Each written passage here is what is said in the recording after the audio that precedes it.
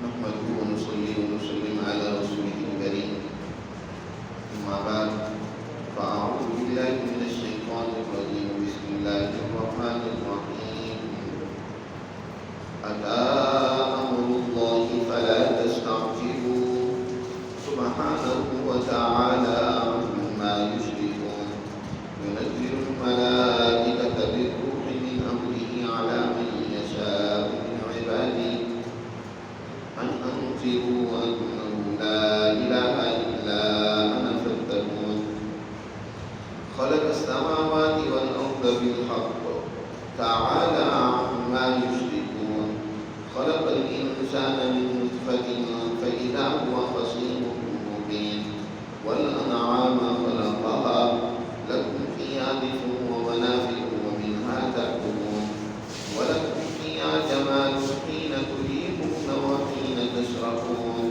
وتحمل أثقالكم إلى بلد لم تكونوا بالغيه إلا بشق الأنفس إن ربكم لرؤوف رحيم. والخيل والبغال والحمير لتركبوها وزينة ويخلق ما لا تعلمون. وعلى الله قصد السبيل ومنها جائر ولو شاء لهداكم أجمعين. صدق الله العظيم. یہ سورہ نحل یہ سورتوں کا ایک سیٹ ہے جہاں سے سورہ نحل سے لے کر سورہ زمر تک یہ 24 صورتیں ان میں اللہ سبحانہ و تعالی نے اپنا بین الاقوامی نظام نبی کریم صلی اللہ علیہ وسلم پر نازل فرمایا ہے، جس میں بین الاقوامی سطح پر انسانیت کے لیے رہنمائی اور بنیادی اصول اور ضابطے ذکر کیے گئے۔ اس سے پہلی صورتیں جو تھیں 6 صورتیں جن کو لوامیر کہا جاتا ہے، جو الف لام را یا الف لام میم را سے شروع ہوتی ہیں، ان صورتوں میں نبی کریم صلی اللہ علیہ وسلم کو زیادہ تر جو پیغام دیا گیا اس میں آپ صلی اللہ علیہ وسلم اپنی قوم کو مخاطب بناتے ہیں اور اپنی قوم کی حالت کو سدھارنے کے لیے احکامات اور ہدایات دیتے ہیں۔ اگرچہ اس میں بھی اصول اپنے اندر کلیت کو دیے ہوئے ہیں، وہ بھی ہر اصول ایک کلی کے درجے میں ہوتا ہے کہ جس میں بے شمار جزیات ساری انسانیت کے لیے ہدایت اور رہنمائی موجود ہوتی ہے۔ حضور صلی اللہ علیہ وسلم کی بعثت سے متعلق حضرت امام شاہ ولی اللہ رحمۃ اللہ علیہ فرماتے ہیں کہ حضور صلی اللہ علیہ وسلم کی 2 بعثتیں تھیں۔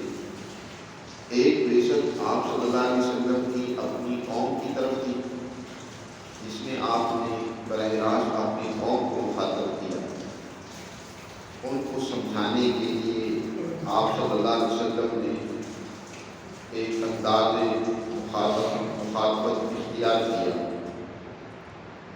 اور دوسری آپ کی بعثت بین الاقوامی تھی، یعنی ساری انسانیت کے لیے تھی۔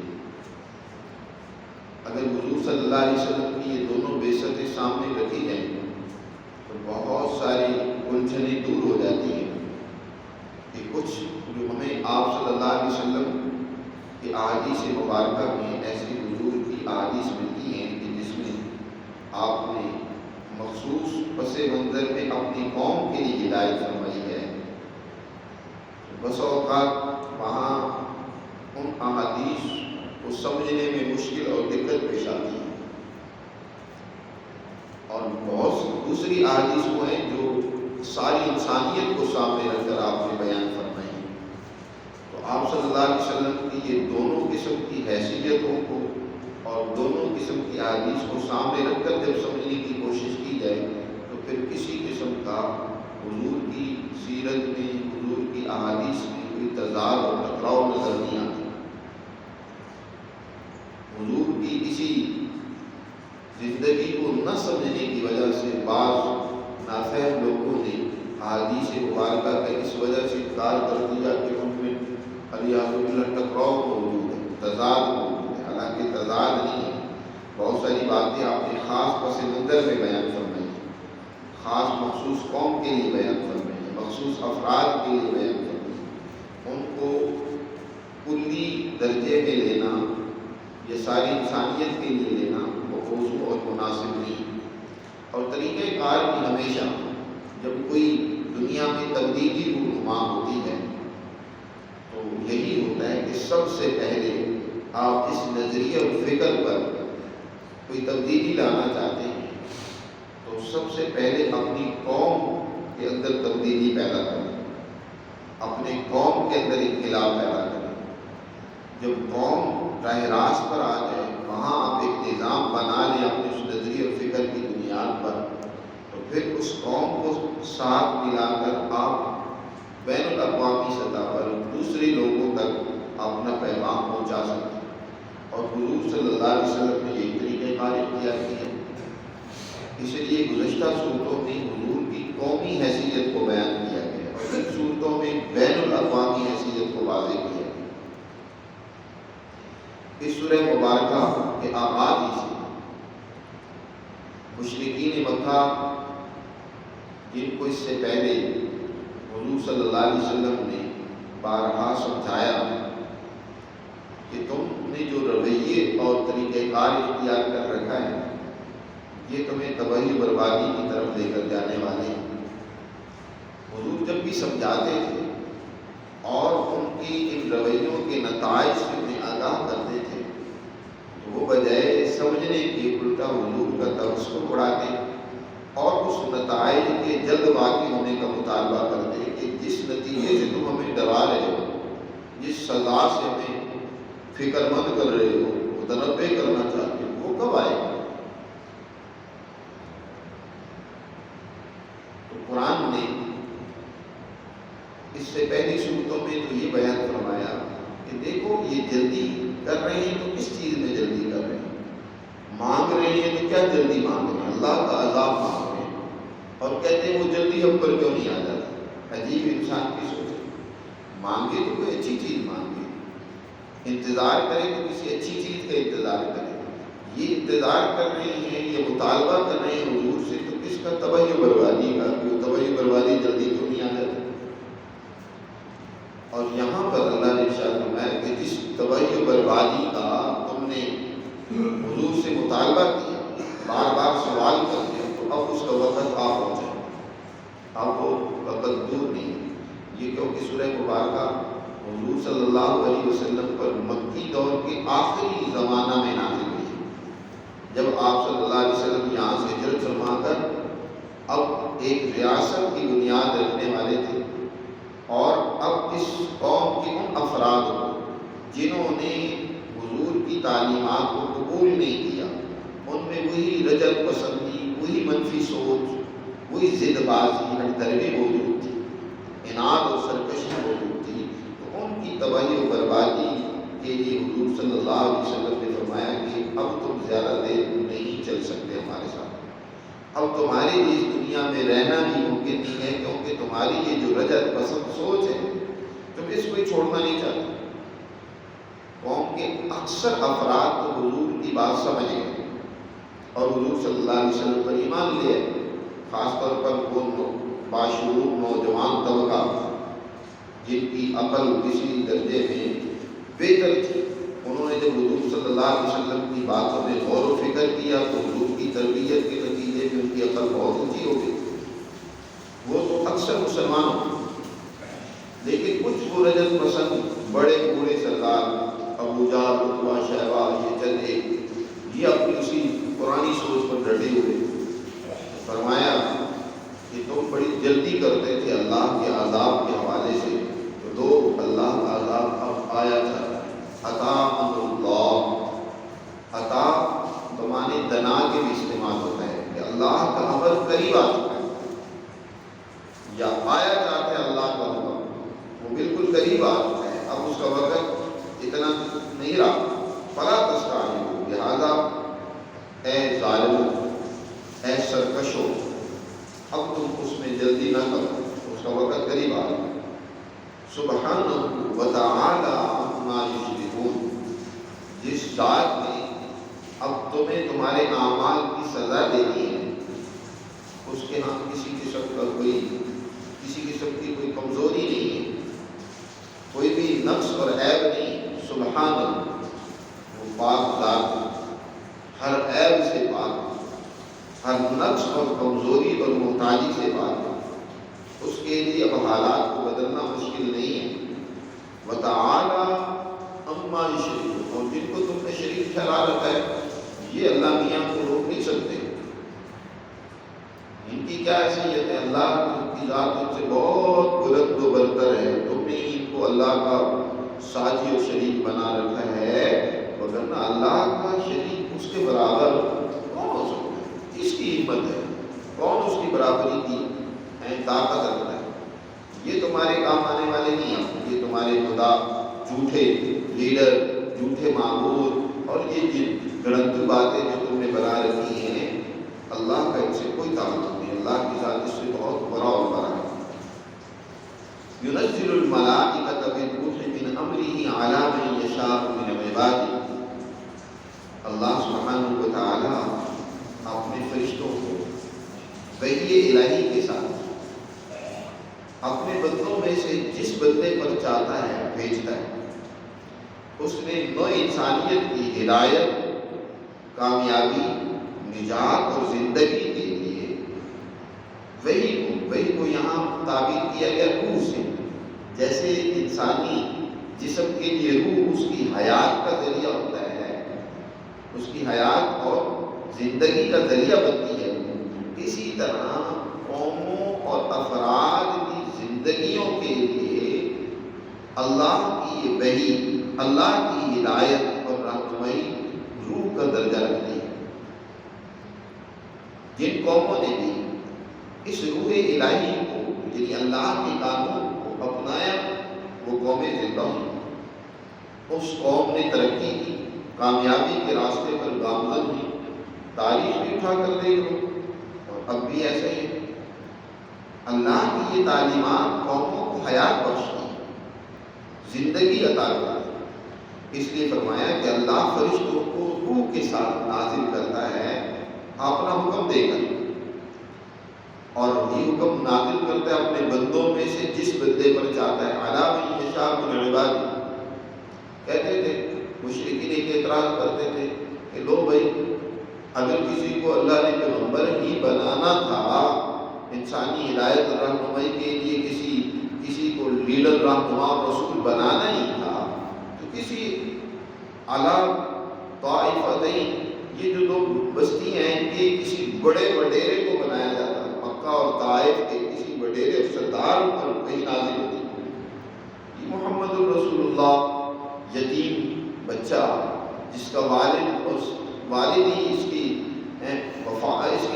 پیدائش سے پہلے ہی وفات پا گیا ہے، یتیم بچہ جس کی پرورش جو ہے یتیمی بھی ہوئی ہے، اس کو رسول بنا دیا۔ اللہ نے یہاں فرمایا، واضح کیا کہ وہ جانتا ہے کسے رسول بنانا ہے، کس میں صلاحیت ہے رسالت کی، کس کے اندر اللہ سبحانہ و تعالیٰ نے نوع انسانیت کی ہمدردی اور دکھ رکھا ہوا ہے۔ تمہارے اندر ظلم، طغیانی، سرکشی، غریبوں کے اوپر ظلم کرنا، ان کے مال کو لوٹ لینا، تم جیسے بدماشوں پر اللہ وحی نازل کرتا ہے۔ وہ اپنے بندوں میں سے جس پر چاہتا ہے وہ وحی نازل کرتا ہے، فرشتے نازل کرتا ہے۔ اور اس کا بھی مقصد یہ نہیں ہوتا، نبی جو آتا ہے دنیا میں وہ اس لیے نہیں آتا کہ مال و دولت اکٹھی کرے، جیسے جھوٹے لیڈروں اور رہنماؤں، حتیٰ کہ جھوٹے نبوت کے دعوے داروں نے بھی کام کیا کہ دولتیں بنانا شروع کی۔ آپ دیکھ لیں تاریخ اٹھا کر، جتنے بھی جھوٹے نبی گزرے ہیں انہوں نے بھی مال بنایا، ان کا پیچھے مقصد ترقی کا دولت کو اکٹھا کرنا، جمع کرنا۔ لیکن جس کو اللہ نبی بناتا ہے، جس پر اللہ اپنی وحی نازل کرتا ہے، اس کا ایک ہی کام ہوتا ہے کہ انذروا انہ لا الہ الا انا فاتقون، کہ ڈرا دو لوگوں کو اس بات سے، خبردار کرو کہ انہ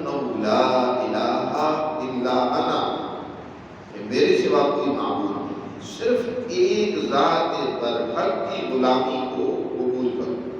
اسی سورہ مبارکہ میں جو اصولی درجے میں آگے بات بیان فرمائی ہے کہ سب سے پہلے جو چیز کسی قوم کی ترقی اور کامیابی کے لیے ضروری ہے وہ حریت پسندی ہے، آزادی۔ اس لیے فرمایا ان اعبدوا اللہ واجتنبوا الطاغوت، اللہ کی بندگی اور غلامی اختیار کرو اور دنیا کی تمام سرکش طاقتیں اور قوتیں جو انسانوں کو غلام بناتی ہیں، جو طاغوت اور سرکشی کرتی ہیں اللہ کے قوانین سے، ان سے برات کے نام۔ توحید اس کے معنی آزادی کی۔ موحد وہ ہوتا ہے جو ہر قسم کی غلامی سے، دباؤ سے اپنے آپ کو آزاد کر دے، صرف ایک اللہ کی غلامی اختیار کرے، وہ موحد حقیقی معنوں میں آزاد وہی انسان ہے۔ مشرک جو ہوتا ہے وہ تو نہ معلوم کتنی غلامیوں میں جکڑا ہوتا ہے، وہ کسی شخصیت کے غلامی میں جھگڑا ہوگا، کسی اور خود تراشیدہ ہستی کے چکر میں پڑا ہوا ہوگا، اس نے اپنے اوپر اس کے توق ڈال رکھے ہوں گے، اس کے جس طرح ادھر سے ہدایت ملتی ہے یا جس طرح اس کے ذہن میں ادھر سے بات ڈالی جاتی ہے وہ اسی طرح کرنے پر مجبور ہے، وہ غلام ہے۔ غلام کی جیسے کوئی اپنی حیثیت نہیں ہوتی، اسی طرح مشرک آدمی کو اپنی حیثیت کو فنا کر دیتا ہے، توقع۔ تو سب سے پہلی بنیادی چیز کسی قوم کی کامیابی اور ترقی کے لیے کیا ہوتی ہے کہ وہ آزاد ہو، ہر طرح کے دباؤ سے، ہر طرح کے شرک سے وہ آزاد ہو۔ تو آپ اعلان کر دو اے پیغمبر کہ انہ لا الہ الا انا، کسی اور کو معبود اور خدا نہ بناؤ، صرف میری ہی ذات ہے ایسی جی جو میں خدا ہوں، اور اللہ بندوں کا خدا ہو، اس سے بڑھ کر کیا انسانیت کے لیے کامیابی ہو سکتی ہے۔ وہ مہربان آقا، وہ مالک جو اپنے بندوں پر دباؤ نہیں ڈالتا، اس سے کوئی اپنا مفاد نہیں دینا چاہتا، وہ بندوں کے فائدے کے لیے انہیں نوازتا ہے، انہیں ہی کامیابی اور ترقی دینا چاہتا ہے، وہ وہی معبود ہے، اس کے سوا کوئی معبود نہیں۔ لہذا ڈرنا ہے تو صرف اسی سے ڈرو، کسی اور سے ڈرنے کی ضرورت نہیں ہے۔ فاتقونی، مجھ ہی سے ڈرو۔ اللہ کی وحدانیت، اسی کی غلامی تمہیں کیوں اختیار کرنی چاہیے؟ اس لیے کہ ربوبیت اسی کی طرف سے، انسان دنیا میں یقیناً اسی کی غلامی اطاعت کرتا ہے جس سے اس کو فائدہ پہنچتا ہے۔ ماں باپ سے انسان کو فائدہ پہنچتا ہے تو انسان ماں باپ کا احسان مند ہوتا ہے۔ یہ اسی طرح دنیا میں دیکھتا ہے کہ انسان جس شخصیت سے اس کو فائدہ پہنچتا ہے وہ اس کی تعظیم میں مدد ہو جاتا ہے۔ اے انسانوں، تمہیں فائدہ پہنچانے کے لیے، تمہاری پرورش کے لیے اللہ نے اس ساری کائنات کو، اس سارے نظام کو اللہ نے تمہارے لیے پیدا کیا۔ یہ ساری کائنات، اس کی تخلیق دیکھو، اس کی فاعلیت دیکھو، یہ ساری کس لیے تمہیں فائدہ پہنچا رہی ہے۔ خلق السماوات والارض، آسمانوں کو اس نے پیدا کیا، زمین کو پیدا کیا، بالحق، حق کے ساتھ پیدا کیا۔ حق کے ساتھ پیدا کرنے کا مطلب یعنی تمہیں فائدہ پہنچانے کے لیے اس نے پیدا کیا۔ اس کی ایک ایک چیز دیکھو، بیکار اور عبث نہیں بنائی گئی، بلکہ اس میں تمہیں بے شمار فوائد نظر آئیں گے۔ دیکھو تو صحیح ذرا اس کائنات کے نظام کو، آسمان و زمین کی دیکھو نظام کو، غور و فکر کرو، اس کا کوئی پرزہ جب سے بنا ہے آج تک اپنی جگہ سے ہلا ہوا نظر آتا ہے؟ کوئی گہرائی جو ہے اس کی وہ ختم ہو گئی ہو اور اس کائنات کے نظام نے اپنا وہ کام چھوڑ دیا؟ مسلسل جب سے بنی ہے یہ کائنات تمہیں فائدہ پہنچا رہی ہے۔ یہ حق کہ اس نے آسمان و زمین کو حق کے ساتھ یعنی ایک مقصد کے تحت تمہیں فائدہ دینے کے لیے پیدا کیا، عبث اور باتیں نہیں پیدا کی۔ اس کے باوجود تم شرک میں مبتلا ہو جاتے ہو، دوسروں کی غلامی میں چلے جاتے ہو، اللہ کی ذات کے برابر اور کی طاقتوں اور قوتوں کو تسلیم کرنے لگ پڑتے ہو۔ تعالی عما یشرکون، اللہ کی ذات بلند و برتر ہے ان سے جن کو یہ شریک بتلاتے ہیں کہ یہ بھی اللہ کے شریک ہے۔ خود اے انسان تم اپنے وجود میں غور کرو، تمہیں کس طریقے سے اس نے ایک ناپاک قطرے سے وجود دیا، اور آج تمہارے اندر اتنی صلاحیتیں، طاقتیں، قوتیں ہیں کہ تم آسمانوں پہ کمندیں ڈال رہے ہو، تم زمین کو قابو میں لا رہے ہو، اس کے خزانوں ہیں، اس کا جگر چیر کر اس کے خزانوں کو دریافت کر رہے ہو۔ دیکھو کیسا طاقتور قوت والا انسان ایک پانی کے قطرے سے، اور وہ بھی قطرہ کیا حیثیت رکھتا ہے سب لوگ جانتے ہیں۔ خلق الانسان، فرمایا انسان اس نے پیدا کیا من نطفۃ، نطفہ سے، ایک گندے قطرے سے پیدا کیا۔ آج فیضا ہوا خصیم مبین، دیکھو تو صحیح کہ یہ انسان کس طرح واضح گفتگو کرتا ہے، بات چیت کرتا ہے۔ خصیم مبین ہے، خصیم مبین یعنی اس کی گفتگو کو دیکھو، دلائل سے بات کرتا ہے اور اچھی طرح یہ اپنی بات سمجھا سکتا ہے۔ یہ اس مالک کی اس تخلیق کو، شاہکار تخلیق کو ذرا غور سے دیکھو۔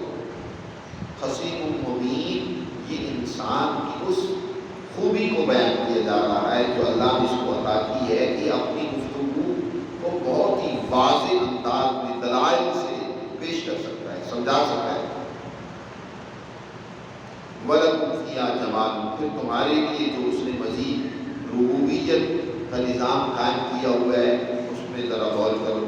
وَلَكُمْ فِيهَا جَمَالٌ حِينَ تُرِيحُونَ وَحِينَ تَسْرَحُونَ، عرب کے لوگ ان کی کیونکہ معیشت کا زیادہ تر دار و مدار جانور اور چوپایوں پر تھا، یا کاروباری لوگ تھے، تاجر تھے، یا جو ہے مویشی ہونے والے ہوتے، اور مویشی جو ہیں ہمیشہ سے انسانوں کے کام آتے ہیں۔ یہ جانور، انسان کا درجہ کیونکہ اونچا ہے، اس سے نیچے درجے کی مخلوق حیوان ہے جن کو اللہ نے پیدا کیا۔ یہ حیوان بھی دیکھو طاقت و قوت میں انسان سے بسا اوقات بہت زیادہ ہوتے ہیں، لیکن ان میں وہ خصیم و مبین والی صفت نہیں ہے، اس لیے وہ مجبور ہیں اس انسان کی خدمت کرنے کا۔ ان چوپایوں کو، جانوروں کو دیکھو، کون کون سی ان کی ایسی چیزیں ہیں جن سے انسان آج فائدہ نہیں اٹھاتا۔ ان کی کھالوں سے لباس بناتا ہے جی، ان کا دودھ وہ پیتا ہے، ان کا گوشت یہ کھاتا ہے، اور نہ معلوم کیا کیا ان کی یہ جسم کی چیزیں جو ہیں جانور اپنے سارے وجود کے ساتھ انسان کی خدمت پر معمول ہیں۔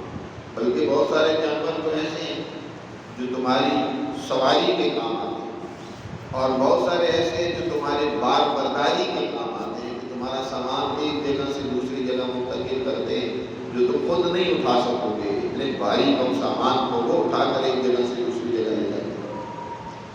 ذرا ان پہ غور کرو کہ اللہ نے تمہاری خدمت کے لیے کیسی کیسی مخلوقات پیدا کی ہیں۔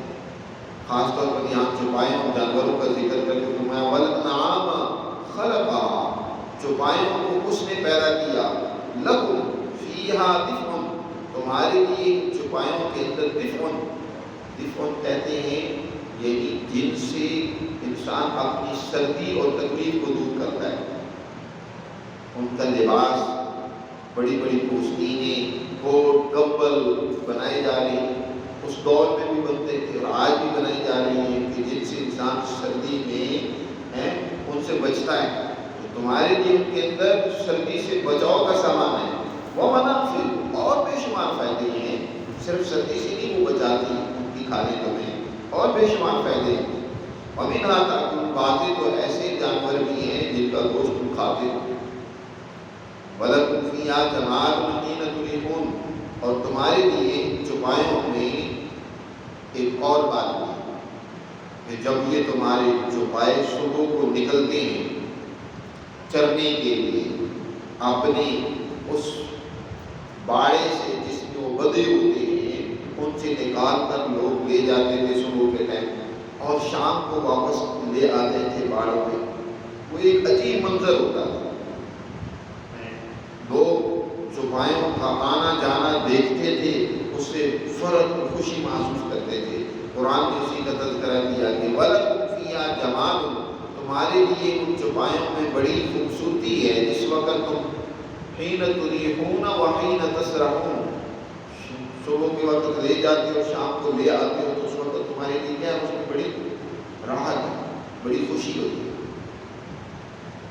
تریحون وحین تسرحون وَتَحْمِلُ أَثْقَالَكُمْ إِلَىٰ بَلَدٍ لَمْ تَكُونُوا بَالِغِيهِ، اور مزید یہ کہ تمہارے بوجھوں کو وہ اٹھا کر لے جاتے ہیں إِلَىٰ بَلَدٍ، ایسے شہر کی طرف کہ لَمْ تَكُونُوا بَالِغِيهِ، کہ وہ بوجھ اٹھا کر تم وہاں تک نہیں پہنچ سکتے تھے۔